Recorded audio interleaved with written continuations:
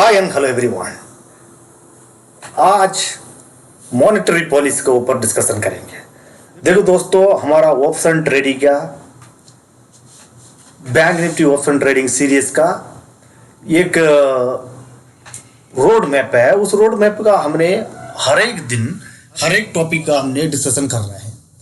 आज का दिन 6 दिसंबर को कि मॉनेटरी पॉलिसी निकलने वाला है, तो एक ऑप्शन ट्रेडर को ये मॉनेटरी पॉलिसी के बारे में पता होना बहुत जरूरी है। देखो, आप बैंक निफ्टी में ऑप्शन ट्रेडिंग कर रहे हो, निफ्टी में ऑप्शन ट्रेडिंग कर रहे हो, जो ये न्यूज बेस्ड ऑप्शन ट्रेडिंग करने के लिए आपको बहुत जरूरी है मॉनेटरी पॉलिसी को जानकारी रखना।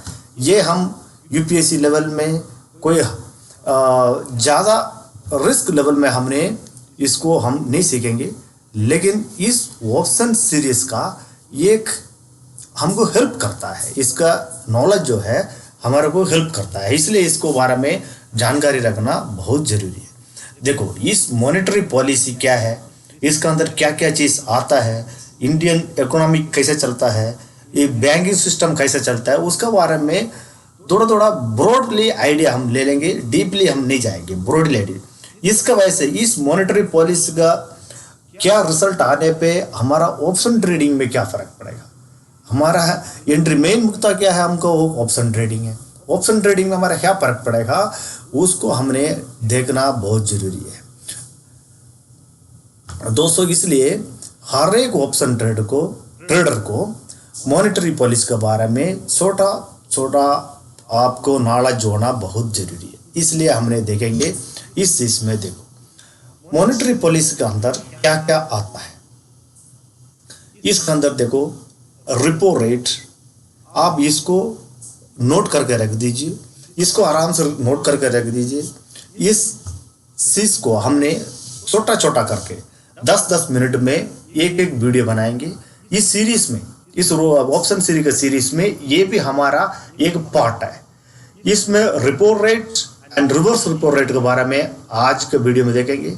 उसके बाद CRR, SLR, PLR, AMSF, ये net demand and time liability, bank rate, inflammation क्या होता है, रिसेशन क्या होता है, GDP, cross domestic product, NDP, GNP, NNP, ये सारे के बारे में हमने छोटा छोटा करके स्प्लिट करके 10-10 मिनट का वीडियो बनाएंगे।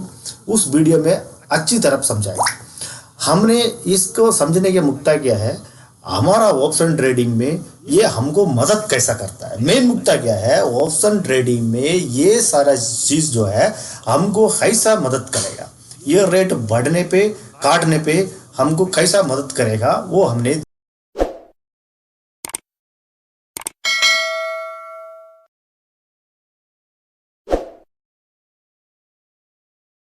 वीडियो में कैसे समझाएंगे, ये बहुत ज़रूरी है। इसलिए हमने इसको इसमें सीखेंगे एक एक। देखो दोस्तों, इसमें repo rate and reverse repo rate, ये दोनों चीज़ जो है हमको बहुत अच्छे से मदद करता है कि कोई भी ट्रेडर, ये क्या होता है, इस चीज़ को हमने यहाँ पर समझाएंगे। अभी यहाँ पर देखो, आप इकोनॉमिक के बारे में जानकारी होना चाहिए आपको। यहाँ पर क्या है, एक डिपॉजिटर, नहीं तो आप और हम, कोई भी एक डिपॉजिटर और एक इन्वेस्टर, नहीं तो पैसा जिसका पास है वो पैसा जहाँ पर जाके जमा करेंगे। हमने यहाँ पर कमर्शियल मार्केट, इसके बारे में अच्छी तरह समझाएंगे। अब यहाँ पर देखो, यहाँ पर कौन कौन रोल प्ले करता है।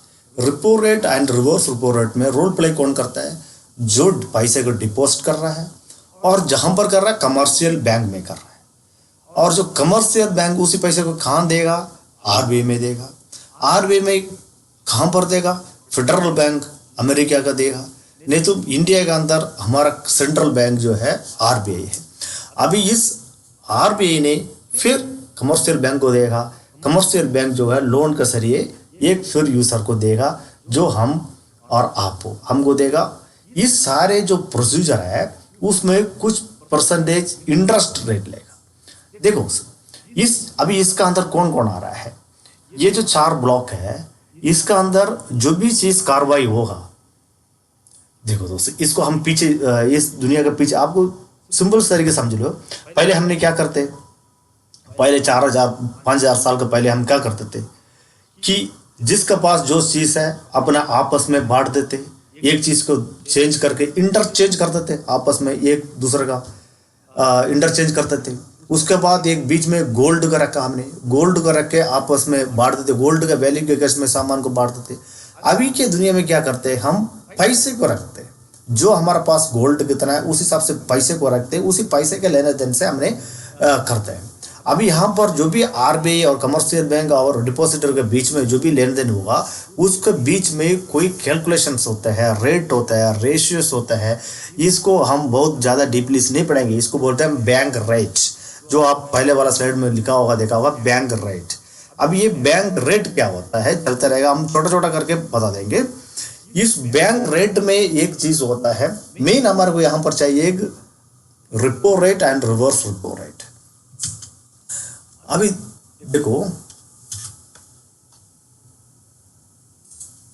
यहां पर देखो कि पैसे को हमने कहां पर डिपॉजिट कर रहे हैं, हमने जाके कमर्शियल बैंक में जाके डिपॉजिट कर रहे हैं। उस कमर्शियल बैंक में जो हम डिपॉजिट करते हैं पैसा, उसका इंटरेस्ट उसके लिए हमको एक इंटरेस्ट रेट देगा समझ में आ रहा है, एक इंटरेस्ट रेट देगा, सबको पता है। अभी ये 2 तरीके हमने डिपॉजिट करते हैं, उसको बोलते हैं हम यहाँ पर आपको यहाँ पर स्लाइड में देखा होगा आपने, इसको बोलते हैं NDTL, net demand and time liability.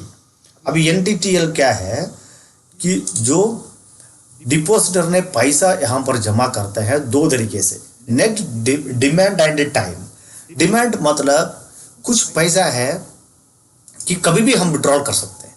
यहाँ पर मैंने 1 लाख रुपए लगाऊंगा, उसमें से कभी भी पैसा डिमांड में रखेंगे लिक्विडिटी के लिए, जो मैं कभी भी विड्रॉल कर सकता हूँ। कुछ पैसा टाइम के लिए रखेंगे कि फिक्स कर दूंगा, मैंने इतना रुपया मैंने फिक्स कर रहा हूँ। अभी इसको बोलते हैं net demand and time liquidity.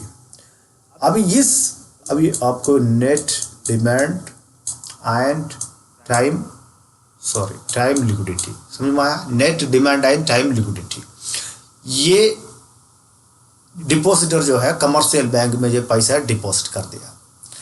अब ये कमर्शियल बैंक ने इस पैसा को 2 भाग में रख सकते हैं, 3 भाग में रख सकते हैं। एक भाग क्या है, ये कुछ परसेंटेज ऑफ पैसा को यूजर को ऐसा लोन में इंटरेस्ट लेके वापस देगा, और कुछ पैसे को ये रखेगा CRR, कैश रिवर्स रेट।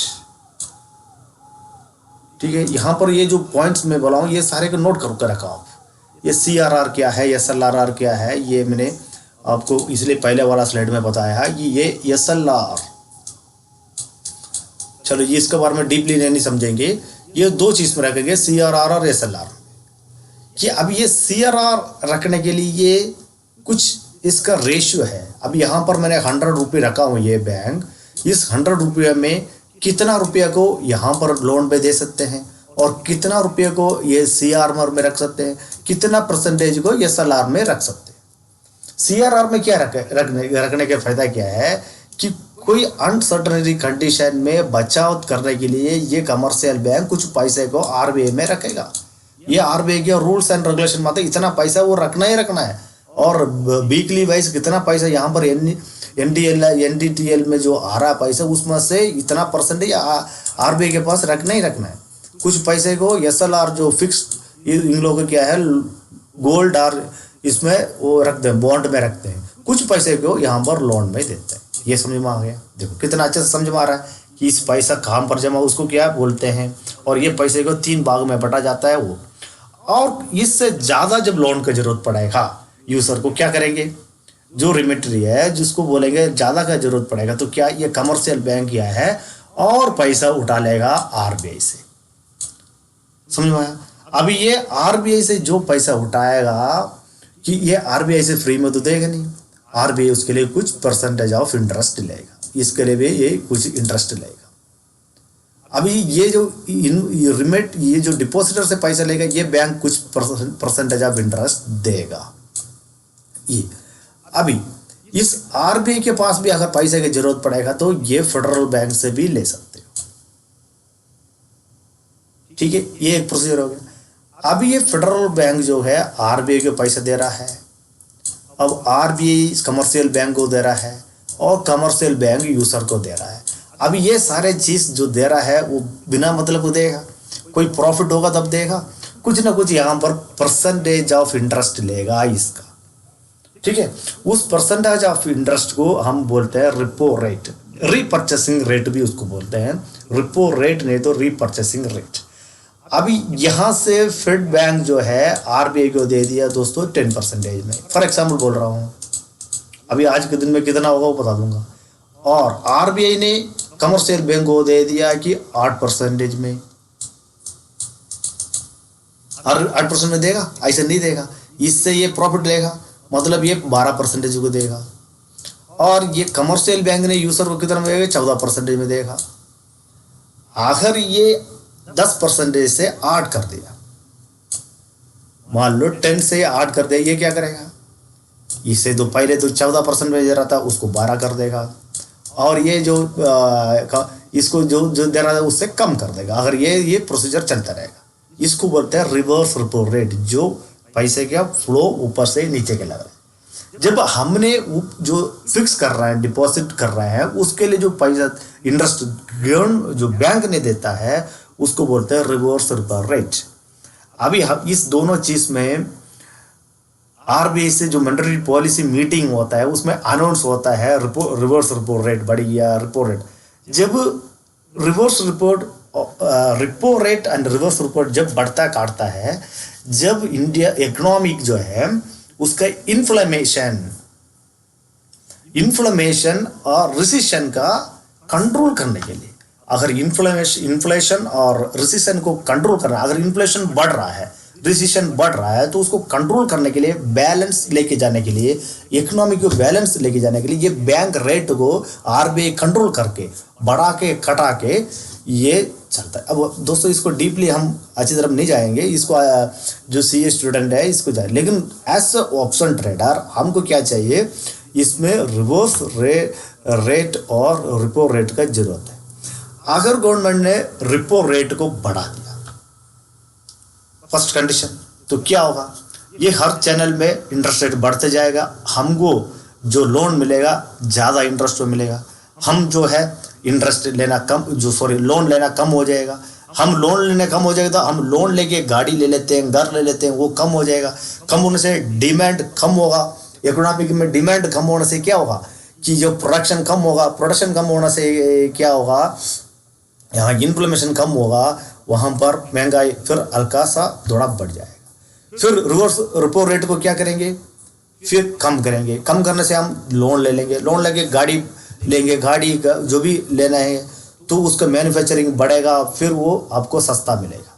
जो महंगा और सस्ता को कंट्रोल करने के लिए उसको बोलते हैं इन्फ्लेमेशन आप लोगों को अगला वीडियो में बता दूंगा। इन्फ्लेमेशन बढ़ाएगा घटाएगा, उसको कंट्रोल करने के लिए रिपो रेट को आरबीआई ने क्या करता है, बढ़ाता है घटाता है। इस चीज समझ में आ गया। अभी रिपो रेट बढ़ने से घटने से मार्केट को कैसे फायदा होगा, रिपो रेट अगर कट गया तो इंटरेस्ट कम होगा, हम लोन लेंगे, मार्केट में लगाएंगे, लोन लेके मार्केट में लगाएंगे, इंडस्ट्री में लगाएंगे, स्टॉक खरीदेंगे, जो वो स्टॉक खरीदा वो जो स्टॉक का मैनेजर क्या करेंगे, वो कंपनी के मैनेजर जो उसको पैसा इसमें प्रोडक्शन में लगाएंगे और अच्छा प्रोडक्शन करेगा, ये इकोनॉमिक बढ़ेगा, समझ में आया। इसलिए स्टॉक का रेट बढ़ेगा, इसलिए हमने ऑप्शन ट्रेडर क्या करेंगे, बैंक निफ्टी का हमने कर देंगे, बाई करके चल देंगे। अगर रिपो रेट बढ़ गया और क्या करेंगे, हमने सेल करके चल देंगे। अभी समझ में आया रिपो रेट बढ़ने घटने से फायदा। रिवर्स रिपो रेट करने बढ़ने से क्या है, जो मुझे अभी एफडी में रख रहा हूँ पैसा, उसका इंटरेस्ट 9% मिल रहा है। अगर रिवर्स रिपोर्ट कम कर दिया, आज के दिन में गवर्नमेंट जो रिपोर्ट कम करते जा रहा है, तो एफडी में बंदे पैसा रखना कम करते रहेंगे। एफडी में पैसा रखना कम करने से क्या होगा, उसी पैसे को क्या करते हैं, उसी पैसे और कहीं इस्तेमाल करते हैं, वो पैसे का रोटेशन जो है इकोनॉमिक में रहेगा, जो वो डेवलपिंग में काम आएगा तो अच्छा रहेगा, नहीं तो उसी पैसा कैश का कैश आज से आरबीआई के पास रहेगा, उससे कोई फायदा नहीं है, वो इंटरेस्ट फालतू देखता रहेगा। तो फिक्स्ड डिपॉजिट का तो इससे कोई फायदा नहीं होगा। ये चीज़ को समझना हमारा बहुत जरूरी है। तो आज के दिन में भी जो 6 दिसंबर 2026 को भी मॉनेटरी पॉलिसी हुआ था, इसमें भी रिपो रेट जो है ऐसा कांस्टेंट रखा गया है कि नो चेंज, मतलब अनचेंज रखा गया है। तो आज के दिन में कितना हमारा रिपो रेट है 6.25 जो है रिपो रेट है। इतना कि फेड बैंक जो है रिपो रेट को कम किया था, 2 टाइम कम किया था, फिर भी आरबीआई ने कम नहीं किया है। तो क्या हुआ आप आगे समझ लिए, उस हिसाब से हमने ट्रेड करना है। इसलिए इसको ये repo rate and reverse repo rate को मैंने इस दोनों चीज़ को ये ऑप्शन सीरीज में टॉपिक में डाला। इसलिए हमेशा याद रखना, जो भी बैंक निफ्टी के ऊपर फाइनेंस सेक्टर के ऊपर जो काम करेंगे उसको आरबीआई या न्यूज़ को भी दिमाग में रखना बहुत जरूरी है। समझ में आया? Thank you.